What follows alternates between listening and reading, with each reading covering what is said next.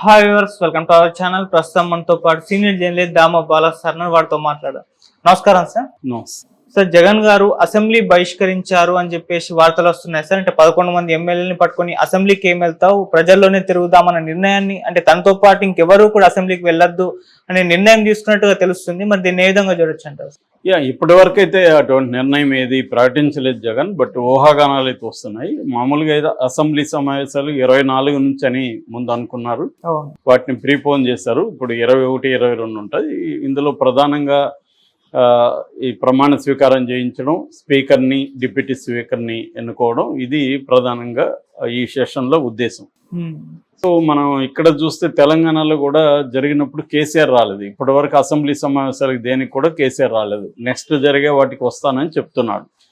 So same KCR పద్ధతిలోనే జగన్ కూడా అక్కడ వ్యవహరిస్తున్నాడా అన్న డౌట్లు వస్తున్నాయి. కాకపోతే ఇక్కడ కేసీఆర్కి 39 మంది ఉన్నారు, తక్కువేం లేదు కేసీఆర్కి. కాబట్టి కేసీఆర్ రాకుండా పోవడంలో ఇక్కడ అర్థం లేదు.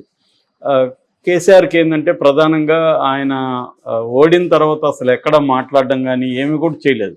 కానీ జగన్ అలా కాదు. జగన్ ఓడిన రిజల్ట్ వచ్చిన రోజే మాట్లాడాడు, తన బాధ ఏదో ఎక్స్ప్రెస్ చేశాడు. దాన్ని అప్పటి నుంచి కూడా ట్వీట్లు చేస్తున్నాడు, సమావేశాలు నిర్వహిస్తున్నాడు, ఇవన్నీ చేస్తున్నాడు. అట్లాగే ఇప్పుడు పులివెందుల టూర్ కూడా ప్లాన్ చేస్తున్నాడు, తన నియోజకవర్గంలో తిరగదామని. సో అలాగే జగన్ అయితే ప్రజల్లోనూ ఉన్నాడు, స్పందిస్తున్నాడు. అయితే జగన్ సిచ్యువేషన్ ఇప్పుడు వేరు. మామూలుగా టెక్నికల్గా తీసుకున్నప్పుడు జగన్కి 11 మంది ఎమ్మెల్యేలు ఉండడం వల్ల ఏమవుతుందంటే తను ఒక ప్రతిపక్ష హోదా కూడా చంద్రబాబు ఇచ్చే పరిస్థితి లేదు. టెక్నికల్గా ఇవ్వాల్సిన అవసరం లేదు, కానీ పొలిటికల్గా ఇస్తే బాగుంటుంది. ఎందుకంటే అసెంబ్లీలో ప్రతిపక్ష వాయిస్ అనేది వినబడాలి. ప్రజల తరపున ఎవరు మాట్లాడతారు, అందరూ వాళ్లే ఉంటే వాళ్ళ భజన నడుస్తుంది అనేది మనకి ఇప్పుడు ఎక్కువ వినిపిస్తుంది. పవన్ కళ్యాణ్ ఏమో మేము ప్రతిపక్ష పాత్ర కూడా పోషిస్తూ ఉన్నాడు. అదే ఆయన నోటి మాటగా ఏదో చెప్పాడు తప్ప అది సాధ్యం కాదు. ఎందుకంటే గవర్నమెంట్లో వీళ్ళే ఉండి దీంట్లోనే 3 మినిస్టర్లు ఉంటే మళ్ళీ ప్రతిపక్ష పాత్ర ఎట్లా పోషిస్తారు? ప్రతిపక్ష పాత్ర అంటే అనేక విషయాల మీద ప్రభుత్వాన్ని నిలదీయడం, ప్రజల సమస్యల్ని అక్కడ చర్చించడానికి పట్టుబట్టడం, అది చేస్తారు. కానీ ప్రతిపక్షంలో ప్రభుత్వంలో ఉండేవాడు నేను కూడా ప్రతిపక్ష రోల్ ప్లే చేస్తా, కాసేపు ఇట్టొచ్చి చెస్తా ఆడతా, కాసేపు అట్టొచ్చి చెస్తా ఆడతా అన్నట్టుగా ఉంటుంది. ఒకడే చెస్తా ఆడుకున్నట్టుగా ఉంటుంది అది.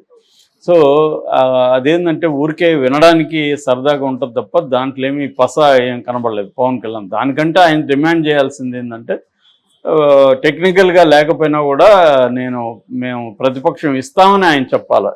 నిజమైన డెమోక్రసీ స్పిరిట్ అయితే అది చేయలేదు. నిజానికి గతంలో 23 మంది మన తెలుగుదేశానికి ఎమ్మెల్యేలు వచ్చినప్పుడు జగన్ అనుకోని ఉంటే వాళ్ళలో ఎక్కువ మందిని లాగేసి ఉండేవాడు, ప్రతిపక్ష పాత్ర లేకుండా చేసి ఉండేవాడు. కానీ అది చేయలేదు కదా. ఆ విషయంలో జగన్ మెచ్చుకోవాలి కదా. ఆ కారణాలు ఏవైనా రిజైన్ చేసి వస్తేనే రండి అని చెప్పాడు, అందుకని ఎవరు రాలేదు. సో ప్రతిపక్ష పాత్ర ఉన్నది. కాకపోతే అసెంబ్లీలో తెలుగుదేశం వాళ్ళ మీద భయంకరంగా దాడులు చేయడం, ఆహ్వానం చేయడం, అవన్నీ జగన్ చేసిన తప్పులు క్లియర్గా. అవి చేసి ఉండకూడదు. ఎందుకంటే ప్రజల తరపున మాట్లాడినప్పుడు వాళ్ళకి సమయం ఇవ్వాలి, వాళ్ళ చర్చించాలి, ప్రతిపక్షాన్ని కూడా గౌరవించాలి, అవన్నీ చేయాలి. అది జగన్ చేయలేదు. వాళ్ళ మీద అటాక్ చేయడం, చంద్రబాబు మీద నీచంగా మాట్లాడడం, చివరికి పర్సనల్గా చంద్రబాబు ఫ్యామిలీ మీదకి వెళ్ళడం, ఇవన్నీ చూసి చంద్రబాబు నేను ఇంకా సీఎంగా తప్ప అసెంబ్లీలో అడుగుపెట్టినని వెళ్ళిపోయాడు. గతంలో కూడా అంతే. అప్పుడు కూడా 2014 నుంచి 29లో తెలుగుదేశం కూడా అలాగే బిహేవ్ చేస్తుంది వైసీపీ మీద. అప్పుడు 67 మంది వైసీపీకి ఉంటే అందులో 23 మందిని చంద్రబాబు లాక్కోవడం ఏ రకంగానూ అవసరం లేదు చంద్రబాబుకి. కానీ దాన్ని వీకెండ్ చేయాలని చంద్రబాబు వాళ్ళని లాగేసుకున్నాడు. లాగేసి ఇబ్బంది పెడితే జగన్ అనేక సార్లు స్పీకర్కి మొరబెట్టుకున్నా వాళ్ళ మీద చర్య తీసుకోమని స్పీకర్ చేయలేదు. దానికి నిరసనగా జగన్ అసెంబ్లీ బాయ్కాట్ చేసి పాదయాత్రకు వెళ్ళాడు. అది జగన్కి పిచ్చయింది. ఎందుకంటే అసెంబ్లీలో మా వాయిస్ వినబడట్లేదు, మమ్మల్ని చేస్తున్నారు, మేము ప్రజల్లోనే నేను తెలుసుకుంటానని జగన్ వెళ్ళిపోయాడు. సో అలాగా గతంలో కూడా అసెంబ్లీ బాయ్కాట్ అనేవి జరిగాయి. ఇక్కడ మనం చూసాం తెలంగాణలో కూడా. అయితే ఇప్పుడు జగన్ ముందున్న కర్తవ్యం ఏంటి? 8 మంది ఉన్నారు, ఆల్రెడీ 3 వెళ్ళిపోతారని ఒక న్యూస్ వచ్చింది, 3 ఎమ్మెల్యేలు లాగేసుకుంటున్నాడు ఇమీడియట్గా, మిగతా 2-3 కూడా వెళ్ళిపోయే అవకాశం ఉంది. సో ఫైనల్గా ఎవరు మిగులుతారు? జగన్, ఇంకొక 2-3 మిగులుతారు. సో వాళ్ళని వాళ్ళు మాట్లాడనిస్తారా? వాళ్ళని అవహేళన చేయరా? ఆల్రెడీ RRR లాంటి వాళ్ళు నాకు స్పీకర్ ఇస్తే నేను జగన్ ఆడుకుంటా, ఇంకొకరు నాకు స్పీకర్ ఇస్తే ఆడుకుంటా, ఇలాగ వాళ్ళు ఆడుకోవడానికే స్పీకర్ పదవి అడుగుతున్నారు తప్ప వేరే దానికి ఏం కనబడలే. అయ్యన్న పాత్రుడు ఇంక బయట ఆయన బండబూతులు మాట్లాడుతుంటాడు, రేపు జగన్ని ఇలాగే మాట్లాడ్డా, జగన్ని నువ్వు ఒక సైకో కూర్చో అండా, ఎందుకంటే ఆయన నోట్లో మామూలుగానే మాట్లాడలేడు, ఆయన వల్ల కాదు, అసలు బూతులు లేకుండా ఆయన మాట్లాడలేదు. అలాంటి వాడు రేపొద్దున అరే సైకో నువ్వు కూర్చో అని అనడానికి గ్యారంటీ ఏం లేదు. సో అందువల్ల జగన్ ముందున్న కర్తవ్యం అంటే వెళ్ళి అవమానాలకు గురవడం లేదా వెళ్లకుండా ఉండడం. మామూలుగా అయితే డెమోక్రసీలో అవమానాలకు గురైనా కూడా జగన్ వెళ్ళాలి. ఎందుకంటే నేను అవమానాలకు గురైనా కూడా నేను ఇది వ్యక్తిగతంగా ఫీల్ గాను, ప్రజలు నాకు ఈ తీర్పు ఇచ్చారు, ప్రజలు నాకు 40% ఓటర్లు నాకు ఓట్లేశారు, ఈ 40% ప్రజల తరపున నేను ఒక్కడైనా కూడా మాట్లాడతాను అని కానీ అసెంబ్లీకి వెళ్తే జగన్ ఖచ్చితంగా అది ఫెచ్ అవుతుంది. అట్లా కాకుండా ఇతను అవమానాలకు గురయ్యి బాధలు పడి ఇతను బయటికి తోసి ఇవన్నీ జరిగితే ఇంకా మంచిదే, జగన్కి సింపతి వస్తుంది. మరి అవన్నీ లేకుండా అసలు అసెంబ్లీకి వెళ్ళలేదంటే మాత్రం దాన్ని కూడా తెలుగుదేశం వాళ్ళు గట్టిగా వాడుకుంటారు. వీళ్ళకి ఓట్లేసింది ఈ మాత్రం వేసింది కూడా బుద్ధి తక్కువ, ఆ ప్రజల కోసం కూడా వీళ్ళు నిలబడట్లేదు అని ఖచ్చితంగా అంటారు. మరి జగన్ దీనికి అవమానాలకు ఇంకో దానికి భయపడి వెళ్ళిపోతాడా, లేకపోతే ధైర్యంగా నేను ఫేస్ చేస్తాను అని అంటాడా అనేది చూడాలి. అట్లాగే పార్లమెంట్లో కూడా మైనర్ పార్టీలు 1 సీటు 2 సీట్లో ఉన్న వాళ్ళందరూ కూడా వెళ్తున్నారు కానీ బాయ్కాట్ చేయట్లేదు. అట్లా జగన్ బాయ్కాట్ చేయడం అయితే కరెక్ట్ కాదు.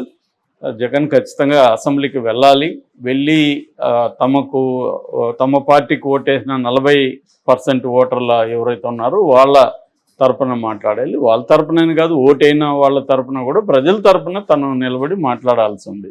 సో తను ఎందుకంటే ఆల్రెడీ 5 ఏళ్ళు పరిపాలనలో ఉన్నాడు, అంతకుముందు కూడా ప్రతిపక్షంలో కూడా యాక్టివ్గా ఉన్నాడు కాబట్టి తనకి ప్రజా సమస్యల మీద అండర్స్టాండింగ్ ఉంది.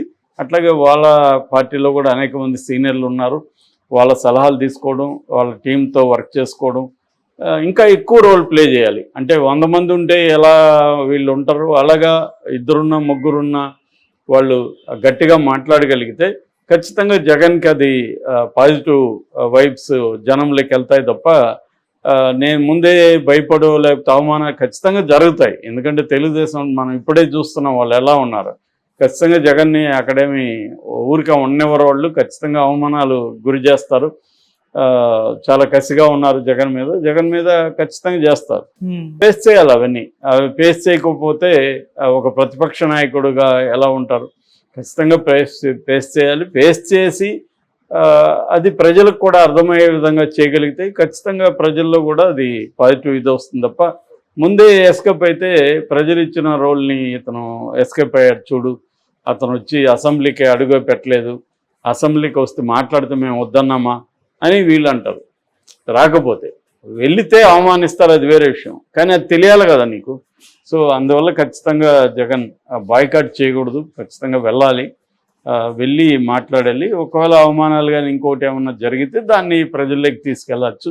అప్పుడు కావాల్సి ఉంటే అంటే అనేక సార్లు ఈ ఇబ్బందులు అసెంబ్లీలో వస్తే అప్పుడు దీన్ని ప్రజల్లో ఎక్స్పోజ్ చేసి చూడండి నేను మీ తరపున మీ ఇష్యూస్ అసెంబ్లీలో మాట్లాడుతుంటే వీళ్ళు అవమానిస్తున్నారు, ఇలా చేస్తున్నారు, సో నన్ను మాట్లాడనివ్వట్లేదు, దీనివల్ల ఏం ఉపయోగం లేకుండా పోతుంది, అందుకని నేను మీ దగ్గరే ఉంటాను, మీ సమస్యలతో మనం పోరాడదాం, నేను ఉంటాను మీకు అండగా అని అప్పుడు జనంలోకి జగన్ వెళ్ళొచ్చు. అంతేగాని ముందుగానే చేస్తే మాత్రం నెగిటివ్ అవుట్ వస్తుంది. ఇక్కడ కేసీఆర్కి అదే వచ్చింది. కేసీఆర్ అసలు ఏమి మాట్లాడకుండా కాన్వాయ్ కూడా వద్దని వెళ్ళిపోయి అదేదో అలిగినట్టుగా జనం మీద ఇలాంటివి చేయకూడదు. జగన్ కూడా ఇప్పుడు అలాంటివి చేయకూడదు. జగన్ అయితే బయట అయితే జనాన్ని ఏమీ నిందించట్లేదు. ఆ రోజు మాత్రం ఎందుకైనా అక్కడ అక్కల ఓట్లు ఏమైనాయి, అన్నల ఓట్లు ఏమైనాయి, అవ్వల ఓట్లు ఏమైనా ఏవేవో మాట్లాడాడు, అది ఓకే, అంతవరకు అర్థం చేసుకోవచ్చు. దాని తర్వాత అతను ప్రజల్లో ఎలా నిరంతరం ఉంటాడో అలాగే అసెంబ్లీ సెషన్స్ కూడా అటెండ్ అవ్వాలి, మాట్లాడాలి ఖచ్చితంగా. Okay sir, thank you so much sir.